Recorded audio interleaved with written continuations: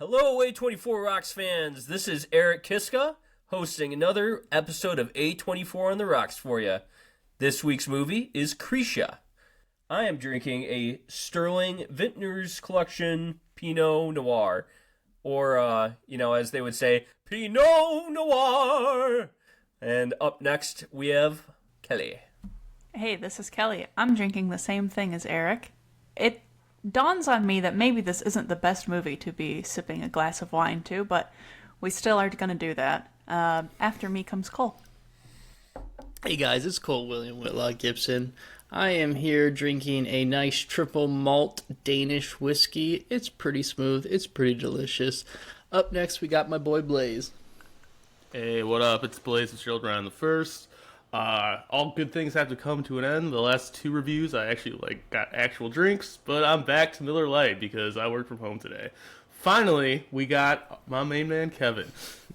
Good evening, world. It's Kevin K. Konachek, and tonight, I'm not feeling the greatest for multiple reasons, but we're going to leave it at that, and I'm drinking water. And it might be the first time on this podcast that I haven't been enjoying a nice adult beverage, which is a bit unfortunate, but as Kelly mentioned, this movie feels like the right time not to have an alcoholic beverage in my hand, so we're going to go ahead and soldier on with this nice, crisp styrofoam cup full of water.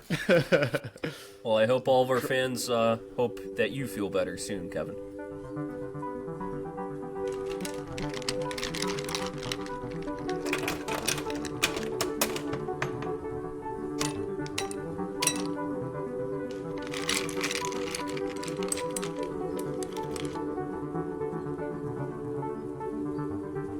A24 on the rocks.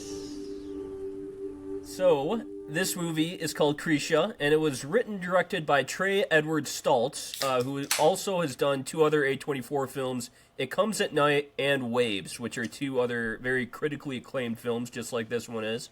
Krisha stars Trey Edward Shults' real-life aunt, Krisha Fairchild, who has had a long TV and movie career since the early 90s, but has never really hit it big. She is not a household name by any means. And then Stults himself also plays Krisha's son, Trey, in this film. And everyone in this film, besides two people, were family members of Trey Edward Shults, and those two people were Bill Wise and Chris Dubeck. A little backstory on how Stults came to make this film. Although extremely personal, Krisha is not based on the life of the film's lead actress, who just so happens to share the same name as the titular protagonist. And from IndieWire.com, Krisha is a combination of addicts and different family members, Stults said, seated next to Krisha Fairchild and his actual mother. The relationship between my character and hers is very much inspired by the relationship I had with my biological dad, who passed away a year ago from pancreatic cancer. Before he passed, I hadn't seen him for 5+ years because of his issues with alcoholism and addiction. And then further on, Stults also said he made this short film when he was inspired to make a short after his cousin, who had been struggling for years with addiction, had a devastating relapse at a family reunion a month following the blowout. She overdosed. So there's a lot of personal attachment to this project. Definitely, came from Stults' own life, a lot of the inspiration for this film. And this is where I think I want to ask something that I've been kind of reading about lately. Have any of you guys ever heard of Death of the Author? No? So basically, there was this French literary critic in the mid-20th century named Roland Barthes, and he created an idea of criticism in media, and this is the definition of it from tvtropes.com. Death of the Author is a concept from mid-20th century literary criticism. It holds that an author's intentions and biographical facts should hold no special weight in determining an interpretation of their writing. This is usually understood as meaning that a writer's views about their own work are no more or less valid than the interpretations of any given reader. So basically the idea is that the biography of an author, somebody who writes something, shouldn't really mean anything as much as it means to the viewer or reader themselves. Kevin, do you hold any weight in this idea or belief? I mean, I honestly feel a little bit confused on that description, in the sense that our biographer in this sense is our director, right?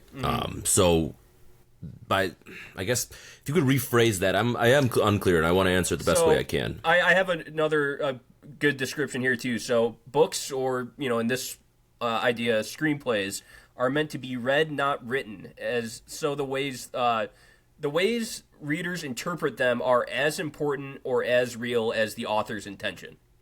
So basically, the author's intention behind writing something isn't as important as the reader believing what they get out of the novel, or in this sense, the screenplay.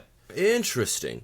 I think in this circumstance that the intent of the writer is as important, if not more important, than the way the viewer feels this. I feel that this movie really was a passion project for this particular guy, who wanted to get all of the things in his own personal life out on paper in one way or another, where it was a therapeutic sense or whatnot. His mom in real life is a therapist, which I thought was interesting, and so is his stepdad. So he was brought up in that role, in that lifestyle where expressing your feelings was very important, clearly. And he has found this outlet in film that he talks about having a young influence his entire life, and we get to see that. And it just happens to be that perfect moment in time with that passion project resulted in something so beautiful and attachment that the viewer can feel exactly what our director was trying to do. So it's one of those perfect things where they're mirroring each other, and I think it's really unique. Gotcha. Kelly, what do you think about that idea, death of the author? As one of the two of us who have actually been in art school, what if somebody put up a piece of a painting, and they were to tell you, like, my intentions in this painting don't mean anything? What do you get from it? I think that in all, like, postmodern art, this is a part of what makes it good. And I think that it's another way of saying the same phrase as separating art from the artist. And what does that mean in this day and age? What did it mean back then? Like when Duchamp put a urinal in the middle of a museum. Does everyone remember his name, or do they remember what he did? But when Kanye does what Kanye does anyone want to listen to his music in public, or don't they? So it raises all kind of questions. I find it interesting that you want to start it off this way. After telling us the biography of the person who put this film together, you want to tell us to then remove that and then take our own interpretation from it. Well, I'm wondering, after hearing all of that, does it, like, matter as much? Like, does his background matter when you watch the film? Doesn't matter at all. I'm in the house. No, absolutely not. And it doesn't even mean, like, you don't have to say that we went to art school to figure this out. But well, no, I'm just saying, like, you've been in classrooms where you literally sit around in a circle and people give each other criticism about what somebody else made, and that's very unique. Yeah. Unique school setting. It wasn't meant to be pretentious. I'm sorry if it came off that way. My mindset is definitely art is an art until it's interpreted by other people. So whether or not that means the artist then is removed, I think that part's kind of just a moot point. I think that it's like for everybody, and the way that it's interpreted is part of what makes it a piece of art. Okay. Yeah, I absolutely enjoyed it without having any idea on the research, because I found out after the fact, and I was like, oh man, now that makes a lot of sense. And it does add another element, though, but that's why I asked the question. Of course. So to fund this film, he actually created a Kickstarter campaign to try to raise $10,000. He ended up getting $14,260 from 64 different backers, and that's how he made this film. And so this was a true low-budget film, and the movie was made, and it had its premiere at South by Southwest Festival on March 16th, 2015, and it will later be distributed by A24 on March 18th, 2016. So, what is this film about? Well, simply put, it's about a woman who, for some reason, has been estranged from her family, coming to her family's Thanksgiving. And I'm going to start with Blaze here. The opening shot is obviously a stunning portrait of the main character, this woman. What kind of emotions did that opening portrait of her give you? So I'm a real big sucker for unedited long shots. Ever since I saw Goodfellas, it just captivates me, and I'm surprised that more movies don't do it. The way that this movie started off, it was shrouded in mystery, like you said. Like, you don't know why she's, like, going to this house. She goes to the wrong house. You can kind of tell, like, she's kind of like a fuck up. And then she goes to the house, and it's like a very strained relationship. She doesn't know her niece's husband. She doesn't know anything about the baby outside of, like, it's a baby. And then her and Trey immediately give off this just, you know, you could feel it in the way the camera moved. It really showed the emotions of how everyone was acting. And I really feel like it was just, like, expertly done. I couldn't have done it any better myself. And it kept you guessing, because even after the first, like, half hour, you really didn't know what this movie was about. So I think the director did a great job at not showing his hand until he needed to. And he let us get to know Krisha and her family in a way that, you know, you kind of get to know your own family. You almost begin to feel like part of them. You see the two guys, the two younger kids doing arm wrestling and wrestling in the backyard. And, you know, like I said, there's a lot, there's a lot going on, especially in the beginning of the movie. But I just loved the chaotic camera work, and it felt very real and organic. Mm-hmm. So I really loved the authenticity of the beginning of the film. Cole, what kind of emotions did that opening portrait of Krisha give you? My exact notes are, what a bold start with a very horror movie vibes. It straight up felt like I didn't know what this movie was besides something about Thanksgiving. Kind of went into it not knowing, haven't seen it before. So when it started off like that, I was like, man, this is like, is this going to turn into just like a straight up horror movie where she's just going to snap and start killing everybody? Like what? I don't know. It was very unsettling is the way that I guess I would describe it.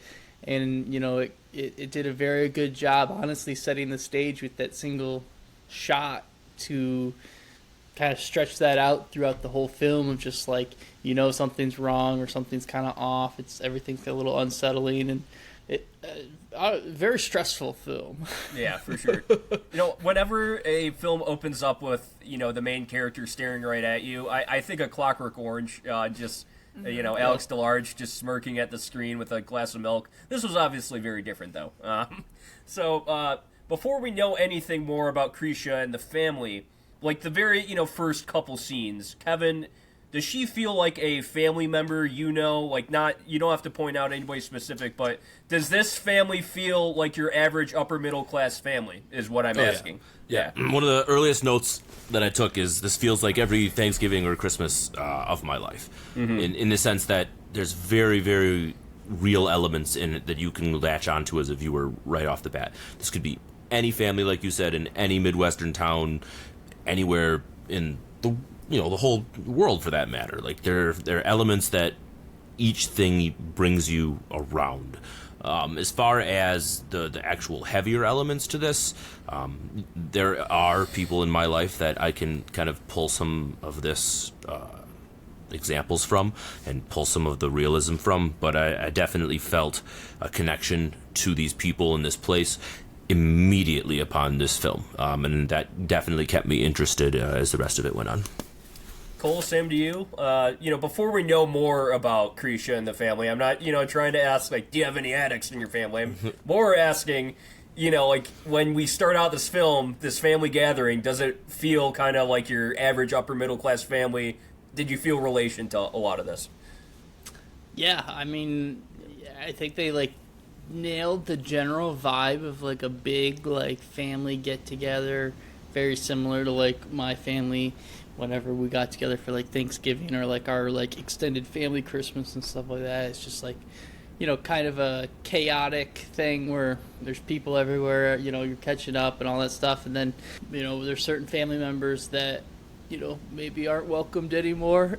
And, you know, when they do show up eventually, you know, kind of a weird awkwardness settles, and, you know, you're trying to rebuild some of those relationships that were lost at some point along the way for various reasons. You know, this guy, he nailed it. I mean, obviously, he has, you know, experience with it and understands the emotion and stuff, but being able to take that and capture it and put it into film the way he did was pretty awesome, pretty amazing. Yeah. And at the same token, I hated it. I hated it feeling that way. I hated the whole thing. I was just like, I can't fucking, I don't want to be here anymore. But obviously that's why he nailed it. I was just like, I just want to, you know, turn off and fucking go back to sitting in my room alone and be left alone. Yeah, I want to play some video games. I don't want to feel anymore. You know, I felt like he did such a good job of, I think Blaze said earlier, not showing his hand too quickly. Because I felt like a lot of these characters were relatable, and it felt like a normal family gathering, and then it just breaks in more and more and more until we'll get to the chaotic parts near the end. But Kelly? I think that character building right at the start, too, was unlike any movie that I've seen. Like, going even past just the staring in her face while she's, like, bubbling with emotion staring back at us. Like, the horror start.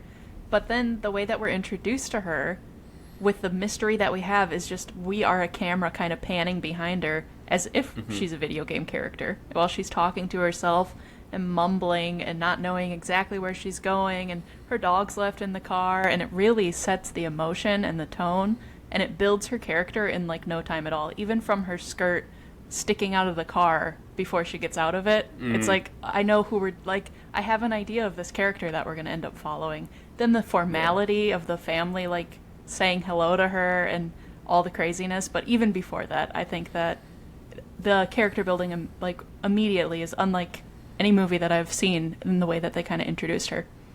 Yeah, definitely.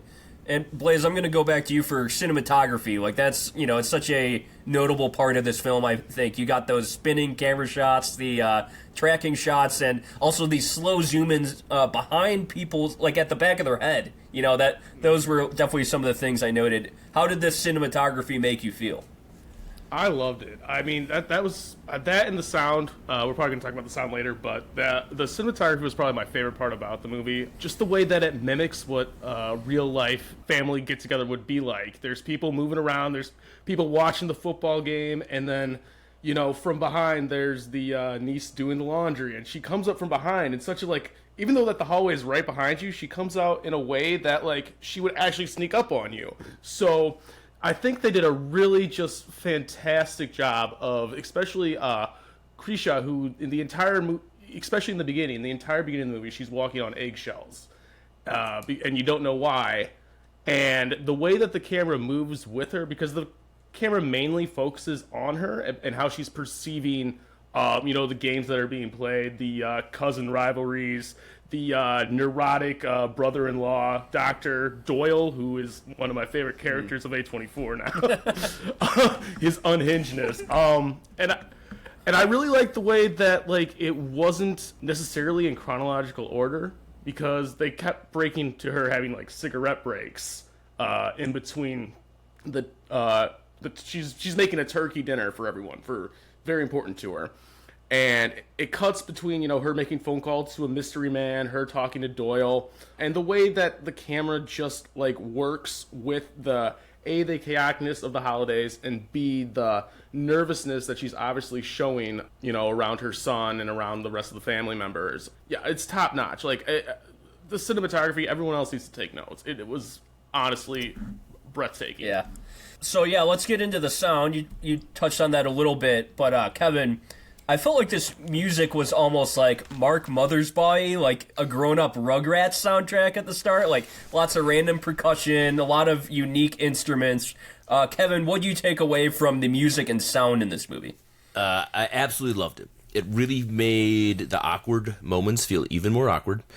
There was a really cool part in that scene that we were just talking about when she's getting into the kitchen and starting to prep that turkey, where the piano being plucked mimics the sound of dishes being hit or people opening and closing cabinets. And the intricacy of that original score by Brian McGomber was so cool, because even this low-budget film that we get with a bunch of family members is still using unique and original music and mixed it in with some other things. When we get that jazz number later on in the film, which was also really cool, and that was a Nina Simone piece called Just in Time, when we get that vinyl screen. And just the way that they made, I already mentioned that the awkward moments got even added to it. And we mentioned earlier that horror opening and how this film really does have a ton of horror aspects to it, and largely in part because of some of the soundtrack choices, where we get some of those high anxiety, high strings, like our classic, horror soundtracks. And in general, it just moved it along for me. And even the absence of sound in some of those parts, where we get the the roaring of the guys watching the football game, or some of the silent moments in between our characters. Even the lapse or absence of sound in the background really amplified those moments as well. And it kind of made for an even more unique viewing experience. I loved it, and I thought that it really made the perspective viewing just even that much better. Mm-hmm. Cole, same question to you. The sound, what'd you get from it? Yeah, so my biggest takeaway, I'm not the most musically in tune person on this podcast. I like music. If you ask me to, name a song and stuff like that, I'm not going to remember it. However, the biggest takeaway I had was when, like Kevin touched on, they used the absence of sound, where they just, again, it just stressed me out, where they do these, long stretches where there's no music and just, silence, or just, the chaos of everything around them with all the family members, and then it cuts to the cigarette smoking, the conversations, then cuts back, and a lot of that stuff, and then the random plucking that keeps things going and making me feel uneasy. And I don't know, you just the way that they use the sound never let you, I guess, settle in the movie, where you just feel always on edge, or to the point where, again, I just kind of stressed me out, man. I completely agree. Kelly? There used to be this website, and it might still be around, and it was called Drowning Simulator. Watching this movie was like anxiety simulator with the noise. I'm anxiety prone, and I'm also very sensitive to sounds, especially if I'm already feeling tense. So the way that this movie depicted that, I was just kind of blown away. And we were talking about when the sound finally slows down. It was when she's outside, she's smoking a cigarette, and then the absence of sound becomes just as powerful as the Rugrats theme, as Eric's calling it. I love that. But I want to not jump ahead necessarily, but also point out in the conversation that she has with the brother-in-law, who's a whole character of his own, and I'm sure we're going to get to him.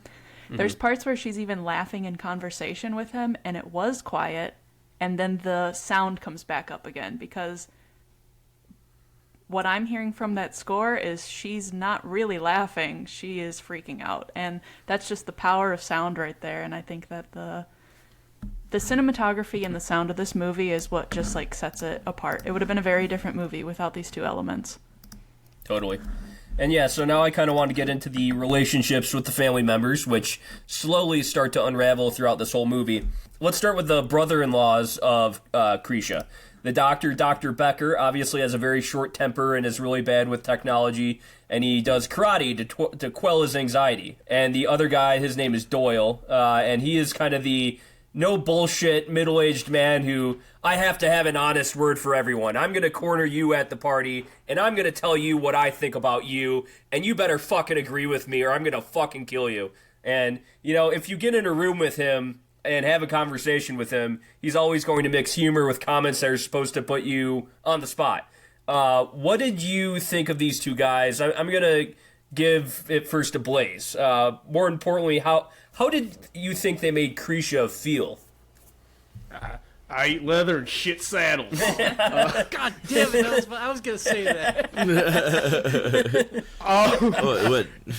It's so funny because Dr. Becker and Doyle, they both kind of played the same character, but different polar opposites of how they, I wouldn't say attack Krisha, but they're definitely very apprehensive of why she's even there, because they both care very much about Trey, and they both know that she has abandonment issues and addictions. So the way that Dr. Becker takes it is, I feel like that's more of what my family would do, where they'd kind of be silently apprehensive about it, and this kind of not be direct about it at all, but just giving them the stink eye the entire time, and that's almost worse. But like you said, Doyle has this weird guy at the bar who's had 5 too many drinks, and he's about to tell you about everything wrong with Joe Biden, whether you like it or not.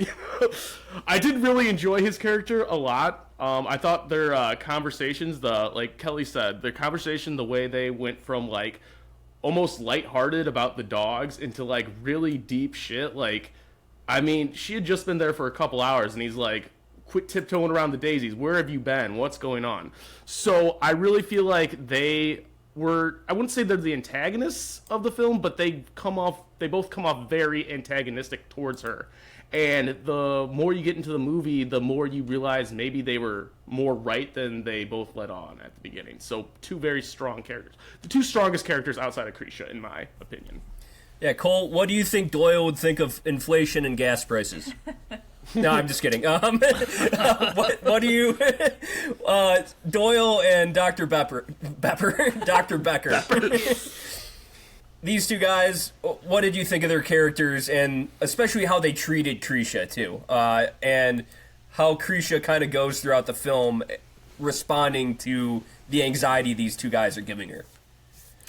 Yeah, I think, like, Doyle, when he first kind of started taking the stage with the smoke break conversations and stuff, I really liked him, and I thought he was going to be kind of a positive light to this film, but then it took a very, I don't know, harsh turn very quickly that I was not expecting, and was not, when that happened, I kind of started feeling bad for her, to the point where, when everything starts shaking out, I kind of understand why she had, like, snapped. I mean, they, like, confronted her, or he confronted her, and I don't know. At the end, I really didn't like him, and the other guy, he wasn't, like, direct with her, but he was also very kind of an asshole and very judgmental.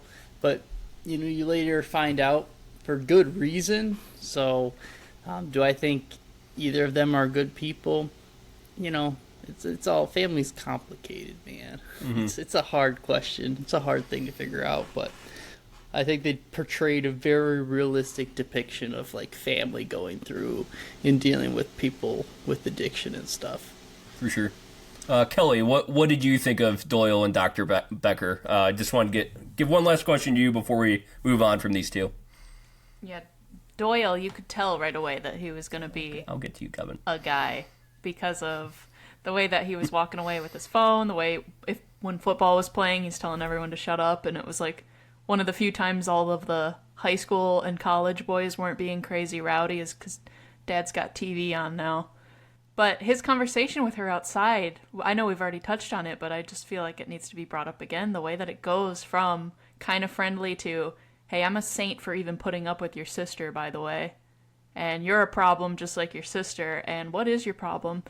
The thing that he said about her being a wounded bird, but the cars are getting faster and your wings are getting weaker, that really stuck with me. That was quite a thing to say. And the way that the camera was pointed at her while he was speaking these things, I also kind of thought she was imagining it at first, until it does pan over and show that those words are really coming out of his mouth. And man, are they cruel, and man, are they right away. So he left me with my jaw on the floor, and then that continues on into the rest of the movie. With Dr. Becker, or Dr. Bepper, which has been making me laugh. He, with his technology issues, I think we all know a family member like that, too. And so that just kind of goes on further, where you can really just kind of place yourself in this family a little bit. So he was also a very interesting character. It's amazing to me how much they could shell him out by mostly his scenes were just from Krisha kind of peeking into a room while he's talking to his wife or talking to his nephew/son. So the way that they kind of shelled him out was impressive to me as well. So Kevin, do you want to talk about Dr. Bepper and Doyle too? There's only a couple things I want to add to Doyle all this, rules. since you guys have touched on all of it. So the actor for our Doyle character is Bill Weiss, who happens to actually be one of the only other actors who had any credits in this film, and it kind of shows. Honestly, he did a very good job. And I was watching some interviews, and it turns out that entire outside scene is complete improv between those two, which is brilliant. I swear. Yeah. And it looks back on it, I'm like, what? That makes perfect sense in the sense that the writing of the rest of this film is very organic, related to the family interactions, and I think that is just his acting chops and his ability to come up with some of those lines, and I think that just makes it so much more. I mean, Blaze, you already quoted one. Other things in here he talks about, like, I'm fucking Superman. You know, the line about your heartbreak incarnate. I was just like, that hit so hard. And it really is a massive trigger for our main character and the rest of this film. We have people in our lives that have that kind of influence on us, whether they want to or not, and they may not even know what they're doing in that sense. Eric, you asked about what we thought those characters did to Krisha, and I think that it's incredibly important because they're not only characters, but they're also what could have been in her life. She could have had a supportive partner that stayed with her through the thick and thin, through the hard times. Her sister has that. She could have had a partner that was financially stable and someone who paid attention to the dynamics of work and take care of the kids, and she misses that. So those two men are incredibly important aspects to kind of continue to show what she missed out on and not having a stable family life, and it kills her to see it, and it just is a major triggering thing. So just brilliant performances by both men, and the way that our director put them in those roles to bring out this character was just even more of a brilliant choice. I was also going to go to you about the director's choice to kind of slowly unravel this relationship with her son. Her son doesn't talk a lot, you know, even that whole scene that Krisha first talks to him. He doesn't talk very much at all. He has very little info, and he has very little background that we know of. And that first scene between them two, I think says so much about him without him even saying anything. Do you agree? Yeah, 100%. I took a note when he first walks into the house, how the energy just changes. Everything about the scene completely just, oh shit, Trey is here. And I wrote, who is he? Because I had no idea. Obviously, you have no idea at that point, and you kind of just like are completely mesmerized by like, who is this guy? Why did everybody just stop on a dime? And then you obviously come to realize it very, very quickly.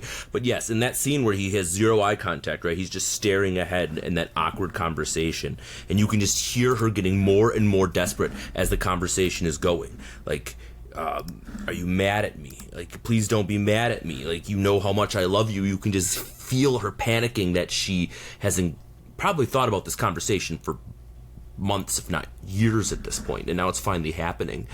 And we're a fly on a wall in a very, very real conversation that has probably happened millions of times in millions of households all over the country. So it was absolutely brilliant. It was a major selling point for me, and just I felt so bad for that kid, and I was just, pretty heartbroken during that scene. So, Blaze, same question to you. The kind of slow unraveling of Trey as a character. What did you think of that? Yeah, like I said at the beginning, and Kevin just echoed it, the way that we didn't know the whole story, and we really don't know the whole story even at the end of the movie, but the way that, she, like, cautiously comes up to him, the way that she's always watching him when he's, like, playing games or, like, with his cousins, like, you can tell that he's someone in her life, and the fact that they wait until, like, the 50-minute mark to, like, hey, we need to talk, you're my son, I thought that was a very wise choice by the director, because that's kind of the beginning of the end for the film. That's where everything starts going downhill, and I know he's the director, brilliant director. He is not a great actor, so I'm glad he didn't talk that much. There's a part at the end where he goes, "Fuck you, you're not my mom," and he said it like, that's the best take. That was pretty awful. But again, I go back to the cinematography and the sound design, because she's talking to him, and like during the first half of their conversation, it sounds like she's getting through to him, and then like that plucky music starts building up, and she's like, why aren't you even looking at me? Why aren't you talking to me? And then you can just see the resentment in his voice and his tone, and the way the camera was shot, like on their side at first. It's like, oh well, maybe he's looking at her. Then you sort of notice, especially like if you like rewind it back, he wasn't looking at her at one time, and just the brilliance of to do that. Where we're talking about the cinematography, if this was any other movie, it would be an A/B camera scene, and they would just be talking. You wouldn't really understand, but the way that Eric said, it's not a static camera, it's a chaotic camera. It really shows a lot while not showing you anything. And I like their relationship, how it performed through the camera and through the sounds that the movie produced. For sure.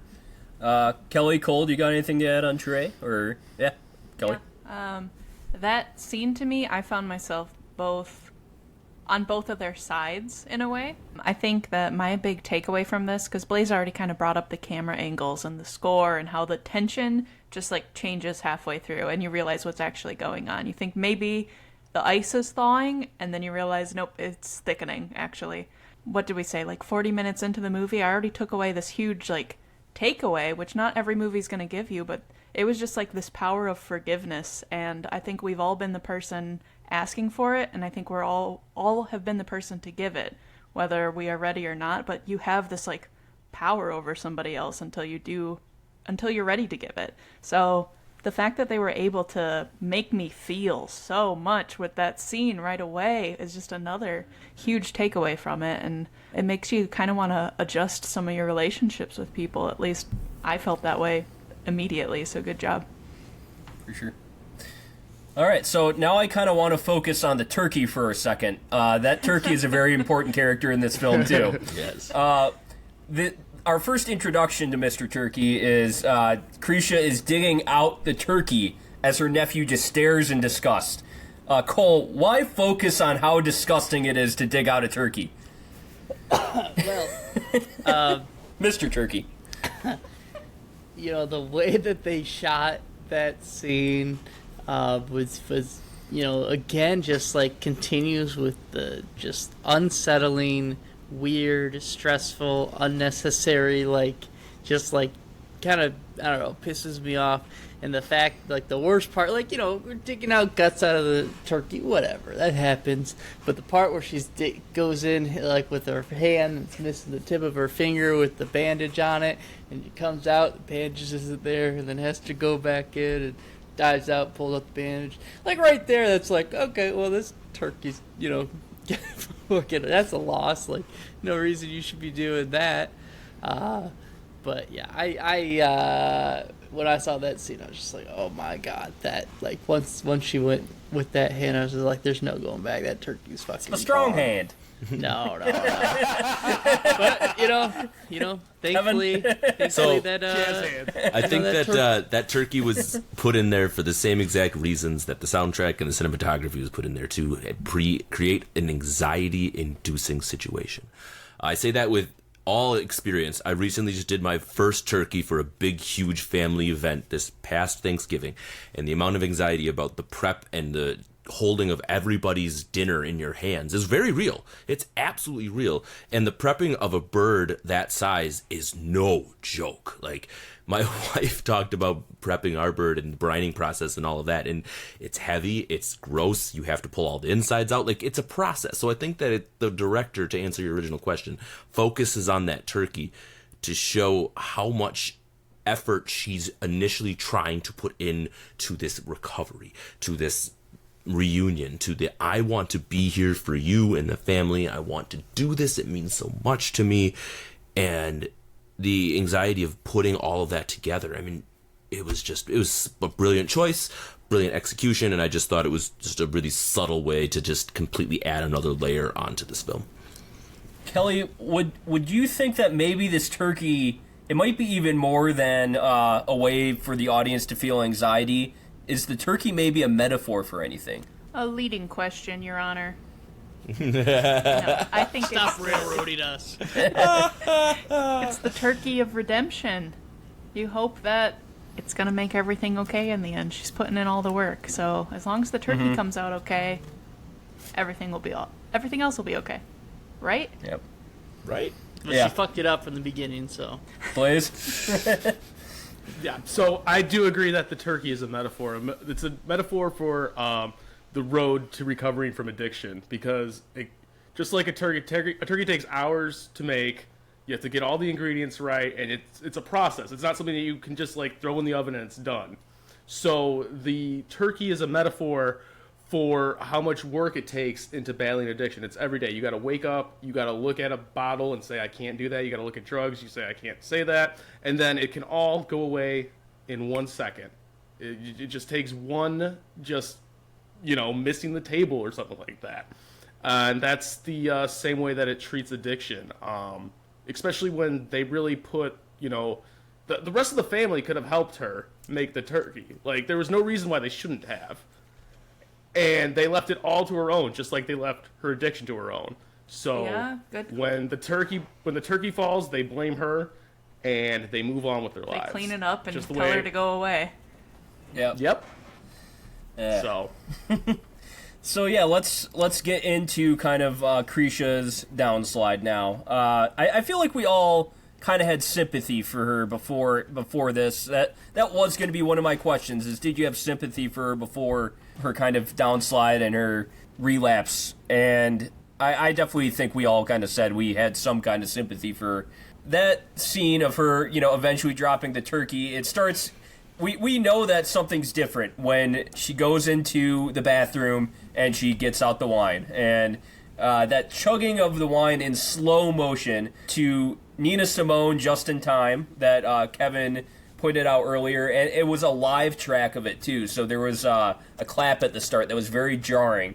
And Stults definitely used close-up tilted camera shots to show her getting more and more demented, just kind of peeking around the corner at the turkey. That was so awesome how he did that to portray her like that. And Cole, what did you think of the director's choice to portray this sequence of events the way he did with the music juxtaposing it? I think after she pounded that bottle of wine and like the change of how things were filmed and kind of presented were done in such a fashion or a way that just like exacerbated every situation that occurred and like made everything. I was already stressed out. I guess I haven't said it enough. This movie stressed me the fuck out. I did not like this movie because of that. But like when it reached that, it was just like he just ratcheted it up another notch to the point where you knew that like shit was about to go down. You knew things were gonna go poorly. You knew that just the way that she was like skulking around and like kind of creeping around corners, and then they would like kind of flash back to her drinking more, the bottle of wine and just kind of going all over. It seemed almost like before it was chaotic, but this time it was still chaotic, but even like faster and more insane, just the way that things were going and what was going to happen. And it was all culminating to, the turkey scene. And I can't say enough for this guy. I mean, he knows how to direct a movie that makes you feel a certain way, for sure. For sure. Kevin, same question to you. That sequence of events of her first going into the bathroom to her dropping the turkey. What did you think of that? I honestly, it was so hard to watch. Her going into the bathroom and fully relapsing and giving into that moment, it hurt. It hurt to watch. And when we get that slow-mo scene of her guzzling it down, you can literally see the release on her face as the alcohol is like coming back in, like that sweet feeling, that going back to that warm sense of release. And for someone who wasn't very mainstream or still who isn't, this actress did such a phenomenal job. And maybe it was the writing and the directing that put her in that situation, but the dialogue is absent. We are left with these close-ups of her head with the clear direction that we're supposed to infer what is she thinking. What is she in that moment struggling to do without her words and the emotion that she's putting through? We get that slow-mo view of the bird hitting the ground. And as Blaze was talking about it earlier in the analogy of the turkey and comparing the family not helping, in that moment, if one person would have grabbed that tray, the way they did earlier in the film, we get a very clear view of that turkey being moved by two people across the kitchen. And we don't get that now. And that's because her family, like Blaze had alluded to, isn't there in that moment when she needs them the most. And it's unfair to blame Trey as a triggering agent for not receiving that conversation, well, but that's what happens in real life. Something that you maybe not expect to trigger something just causes you to downward spiral and go off on the complete deep end. We haven't really referred to it much, but the abusive a boyfriend or the abusive relationship that she clearly has left, I think it's maybe her drug dealer, honestly, like the way that she leaves him and calls about needing that sweet, hit of your voice or something along those lines. It's just all of those little bits that continue to add it. So I know I elaborated a little bit too much there, but yeah, the turkey scene, brilliant slow-mo, and really, really, really loved the close-up shots and all the other elements. For sure. Kelly, same to you. Yeah, with the score, that was our first time hearing jazz, too. We go from the Rugrats, not to not do it justice, but you know what I'm talking about when I say it. Grown-up Rugrats, yeah. But we go from that and the silence to jazz finally hits when she both acts it, and the camera work turns both a little bit more comfortable. The scenes don't become as jarring. The sound and the lights aren't as jarring, and there's this, she's comfortably numb, basically, is where she gets to. And we already talked about the turkey scene. The analogy was pointed out. Kevin made great points, too, but I felt like the way that it was shot, when she was pulling it out, I think all of us were like, she's gonna drop it. And then she gets it to the counter, and then it starts to spill, and the camera moves to that spilling, and I'm like, oh good, someone's actually going to help her. It's going to go a different way than I think. Oh no, it's getting more.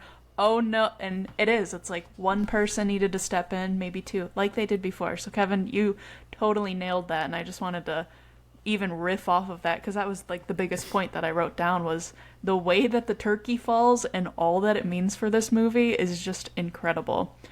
Who else would have ate that turkey when it was on the ground? I mean, I think everyone here would have. Although a Not house everyone. with 14 dogs. Yeah, 14 we're dogs in vegan, the house, but if we weren't vegan, leg. I would have ate that turkey.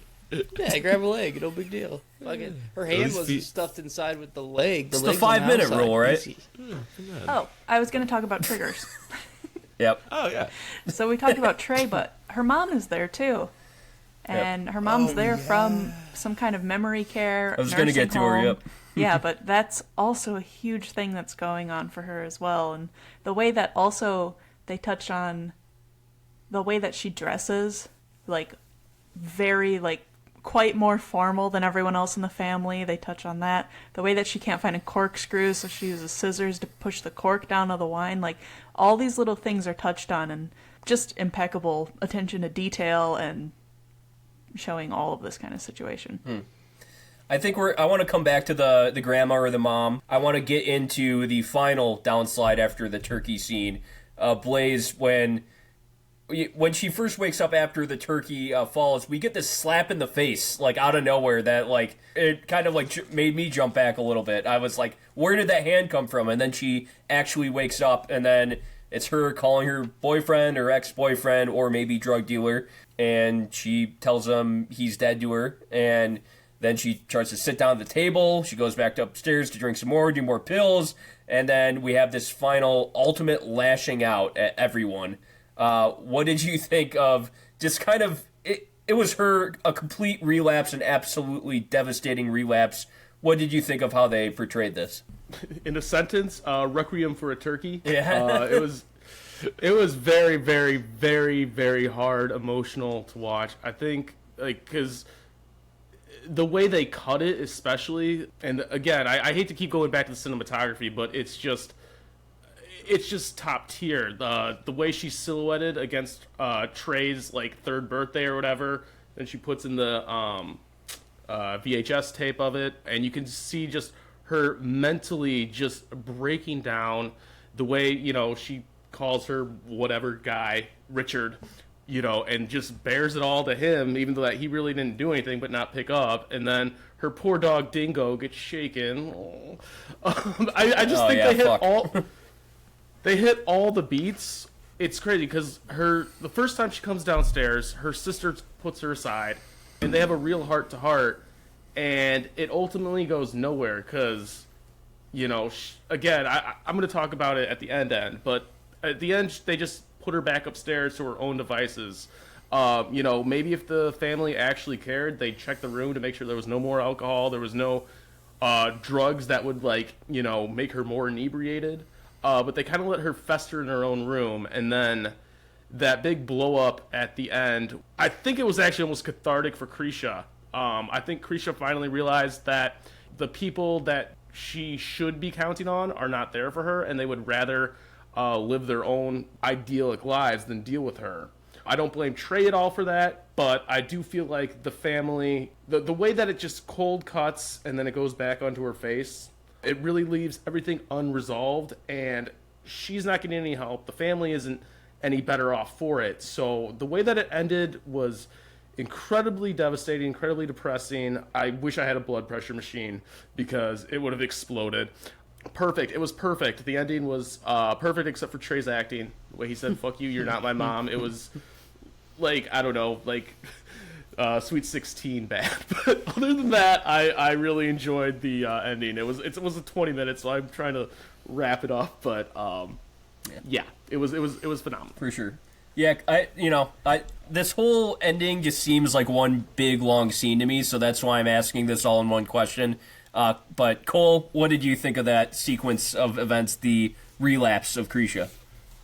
I think the kind of the portrayal of the family realizing what she's done and basically kind of shunning her to the upstairs room and to not come back down, and then when she does come back down, and like you can see that the whole family's having a good time until immediately when they see her, it just everything stops. The fun stops. Everything goes back to being terrible, and you know the whole basically you know she is the problem with the family in terms of how it's like portrayed, and obviously she's not helping the situation. The part with the dog was definitely the worst part because it was like super. I mean, obviously it looked like she really did that.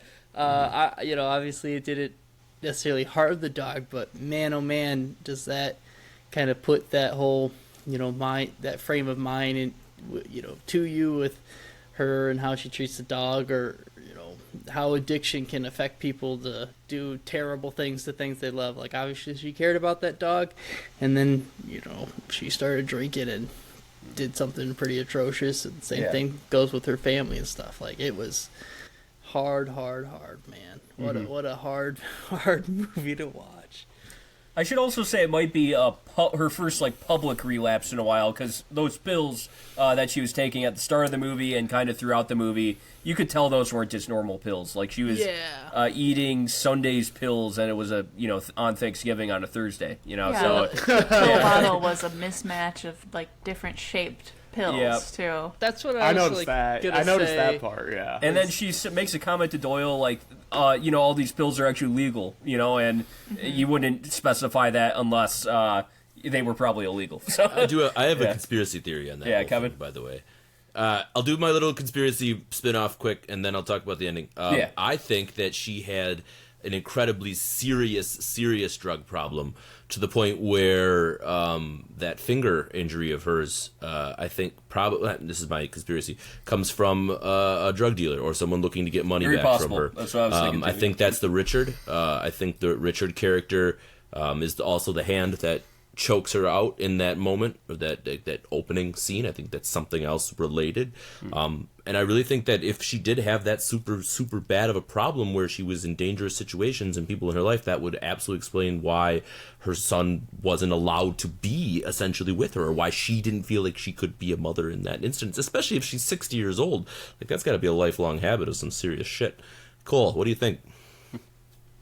I love where your head is at, and I think it is partially true. However, she did lose her tip of her finger before filming this movie in real life. So, wait, was there a reason why, or did you read why? Yes, so I read why. She lost a portion of her finger trying to break up a dog fight shortly before filming, and actually tried to back out due to the injury, but she was later agreed to stay on after obviously talking with her and so much for the character. Yeah. And I thought it's one of those things where that was not planned on, right? And it was something that occurred in real life, and this fucking Trey guy fucking nailed it and brought that into the fold as a part of her character and a part of the story with the turkey and all this stuff. And I think Kevin, is on the right track with that being a part of the story. But hell, that wasn't even a part of the original, screen until something terrible happened to her in real life. So, and that kind of goes with some of the improv elements we see throughout this film. Like,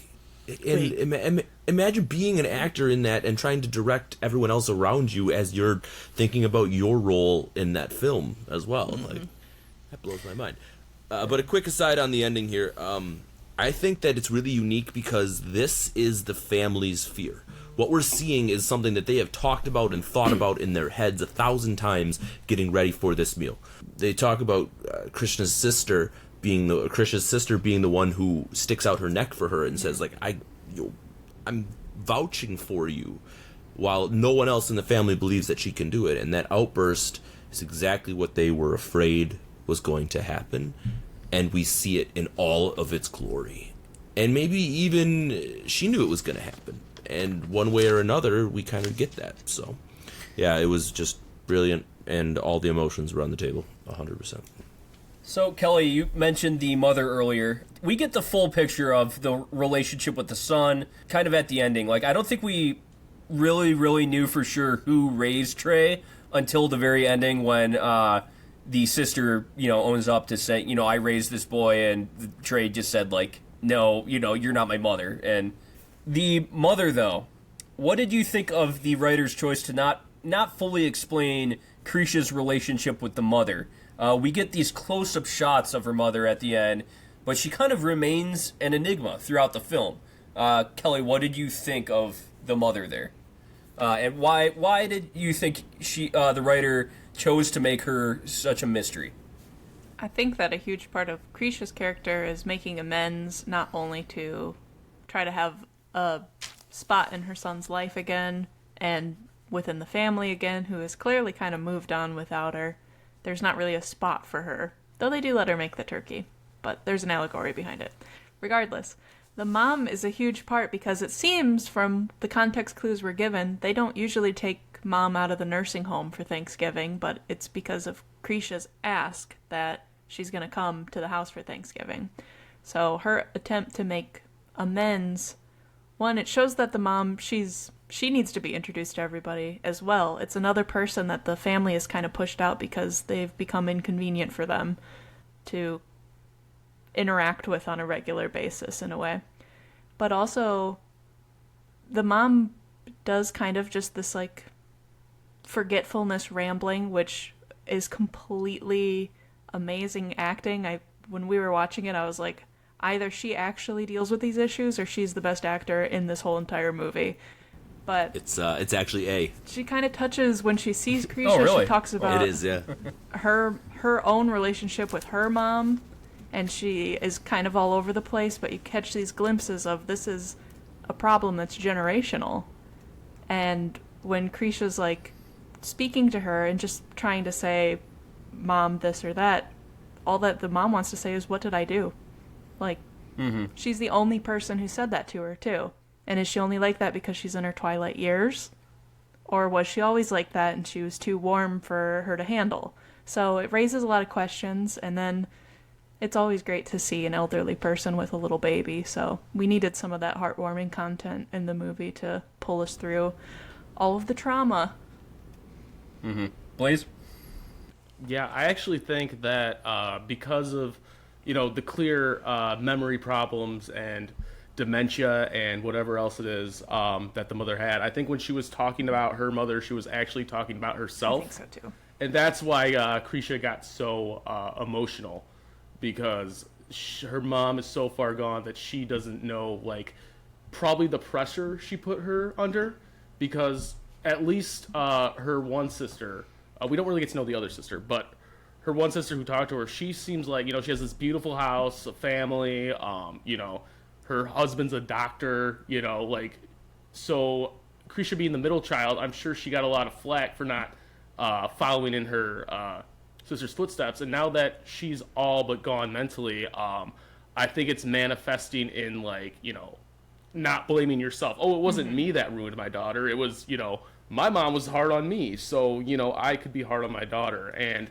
as sweet as an old lady she was, I think that, like, again, the stuff that you're not told, I think there's a lot of, like, stuff under the surface that you can extrapolate from about her. Kevin?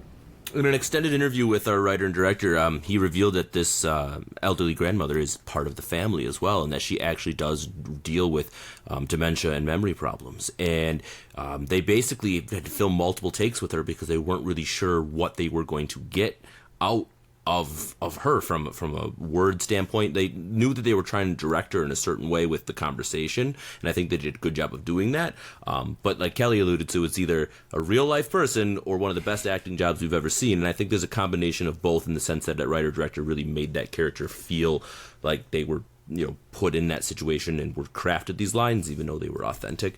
I thought that was almost as important for Krisha to have that relationship with her mother as it was to reestablish her relationship with her son. I think that whole thing together, it was just as important in her mind. And we alluded to that earlier when we were talking about triggers, how the failure for her mom to even recognize her, to really even know who she is devastating, like absolutely devastating. And that's, again, because of her own choices, because of Krisha's own choices in her life to be absent in her family. And we've talked about family too, but it was just so apparent, and it was a really good job, and I'm really glad they added that element to it. I also thought it was interesting that they included that in the short, which eventually turned into this feature film. It was even more important to be in the 20-30-minute version than we obviously see its import later on as well. So I definitely think that in that scene where we first meet the grandmother, there's kind of a realization that life is very short, and, you know, people, if they get dementia towards the end of their life too, she was estranged from that family for so long, so she never really got to say goodbye to her mother in a way that she would actually know, you know. And I'm guessing she was estranged from her mother for so long that that's probably the, you know, first time she's seen her in forever, and she's not really fully there. And so, yeah, it was quite heartbreaking to see that, and it, you know, it's a reminder that life's short and got to keep in touch with those you love. Let's move on to the ratings. Unless we have any last questions, comments? It was filmed in 9 days. Blew my mind. 9 days at their house too, at the family home. Well, for that budget, I'm assuming it was someone's house. Oh yeah, Yeah. but I'm pretty sure it's the house that Trey was raised in. I think. Pretty Yeah. freaking nice house. Amazing. Kind of. Yeah, that was very Hey, nice. both is therapist doctors apparently. Yeah. There you go. All right, Kelly, let's start out with your rating. Okay, I'm actually going to keep it pretty short because I feel like I talked a lot on this episode. But we've talked about score, we've talked about cinematography, we've talked about acting, and emotions. Are these not the 4 pillars on which a movie stands? And we've talked about them all, and I've had nothing but great things to say. So, with that, and how much I've took away from this movie, and how much that it's sticking with me, these are things that I ask for in a movie as well.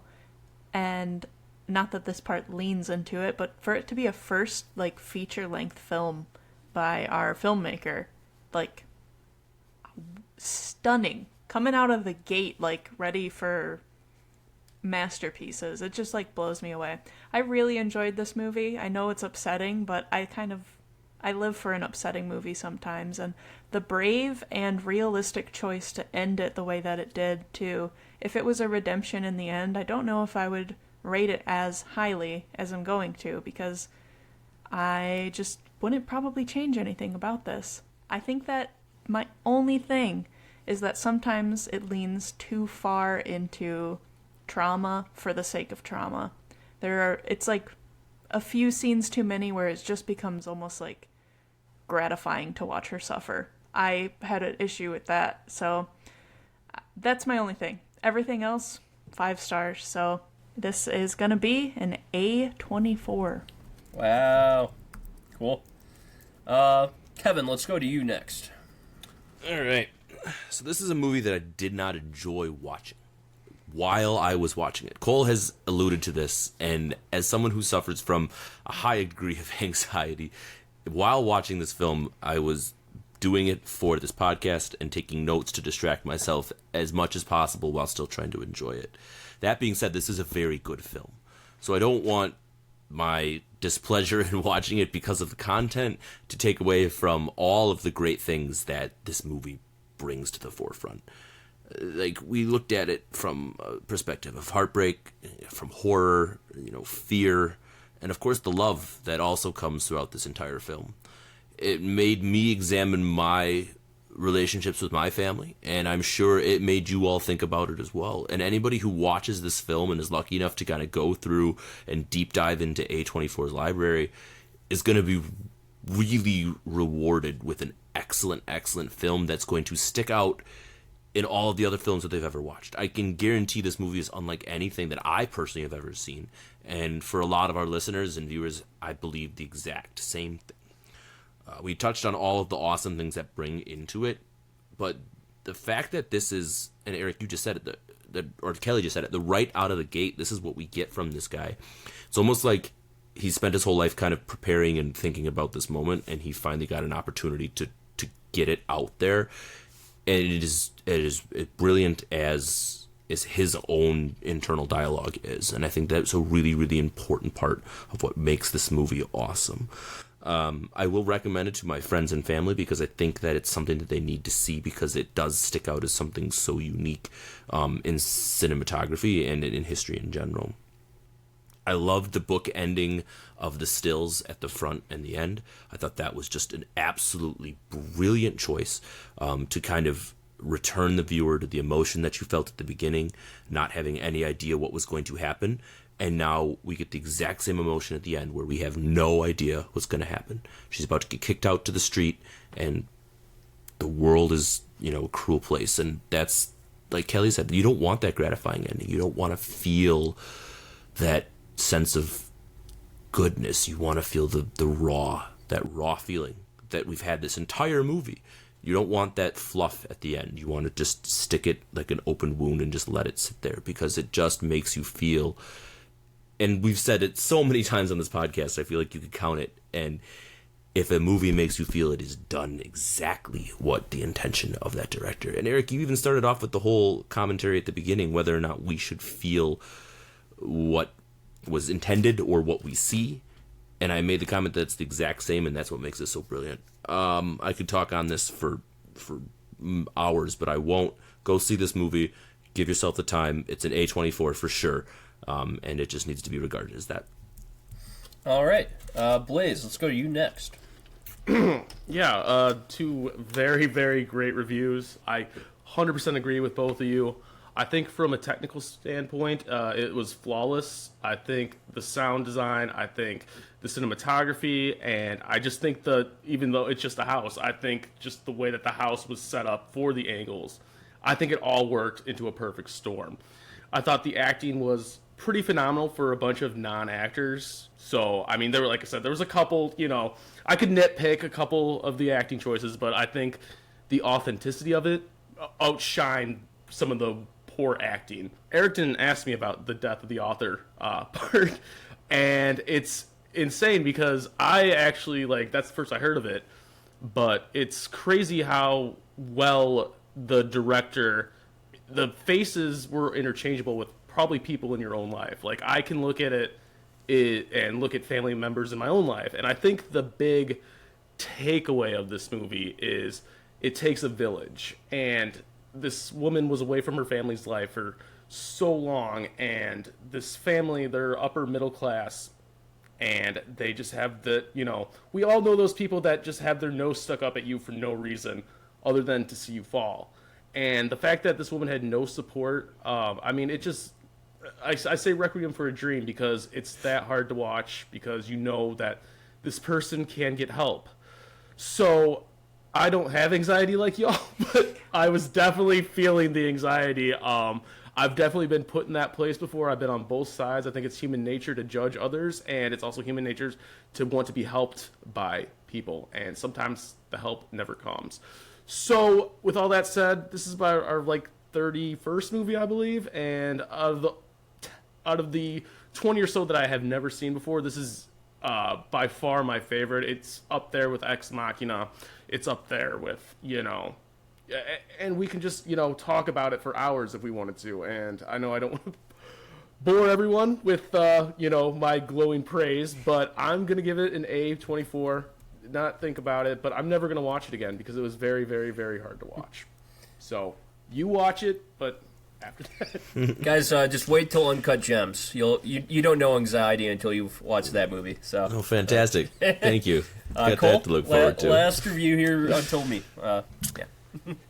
Yeah. So I think this is probably one of the only movies that I can think of, or maybe even exist, that I think everyone should watch, but no one will ever want to again, right? Like, this movie is one that I think does such a good job with a powerful message, and one that everyone Have you ever needs to seen hear. Armageddon? That's a great movie. I watched it all the time. Hey, hold on now. Anyway, sorry. But the themes of this movie and the way it's shot and the way that it just like stresses me the fuck out, and like I hated this movie, like straight up just despised watching this movie, and I will never want to do it again. But is it a fantastic film? It's phenomenal what he was able to accomplish and do, and like I hated it because of how real and how well it was portrayed, and how he got these emotions through the screen to me. And for a person that loves like slice of life and all that stuff, this is right up my alley. But fuck, I was going to ask you that, Cole. This is very... This is not the slice that I want, man. This is not in my pie, buddy. I like when I finished, like, I legit, when I finished this movie, I was like, I'm giving this thing a D. Fuck this movie. I'm moving on. But like, looking at the notes and retrospectively, there's a reason why I felt that way, right? And it's because of how fantastic he did with this film, and how, everything about this movie is fantastic besides what it's about, right? So with all that being said, I'm going to give it an A-. It's an A film, but fuck, man, I'm going to give it a minus because I just want to give it something a little bit less. There you go. Yeah. So, what to say that hasn't been said yet? I was a little bit in Cole's camp to start this. I had so much appreciation for the acting, the music, and the cinematography. It's just the ending it just kind of dropped out. It was very abrupt, and I was wondering why, Trey Edward Shults might have done that. But then I thought about the death of the author, and that's why I kind of started this whole podcast that way. Like, doesn't matter what he thought or what he wanted the audience to feel. I think we're just supposed to feel this is rock bottom. This is her at complete rock bottom. And I think something that we didn't really touch on is how embarrassing addiction can be, too. I just felt completely embarrassed for her constantly at the end. And when you are somebody, with alcoholism or, any kind of addiction, when you're at your rock bottom, it's extremely embarrassing for you and for everyone around you. And that is just what I got in my core when I watched that ending. And that's, I think, a feeling that I don't get from a lot of other portrayals of addiction. We get a lot of other portrayals of addiction where you kind of, I don't know, it's almost romanticized in a way. It's like the writer with, that drinks too much because they're such a romantic. And, you get a lot of kind of strange depictions of addiction. Even going back to The Spectacular Now, it was kind of like this funny, happy-go-lucky guy, but then he ends up, there's some sad parts of that film, but nothing that made me feel so gut-wrenching like this did. So, I got to give it props for that. I think I'm going to be with Cole, give it an A-24 with maybe more of a budget. Like, this could have even been done better. For what it was and what he was given, it's a pretty damn good movie, and one of the probably greatest portrayals of addiction that I've seen in movie form before. So, yeah, A-24 for me.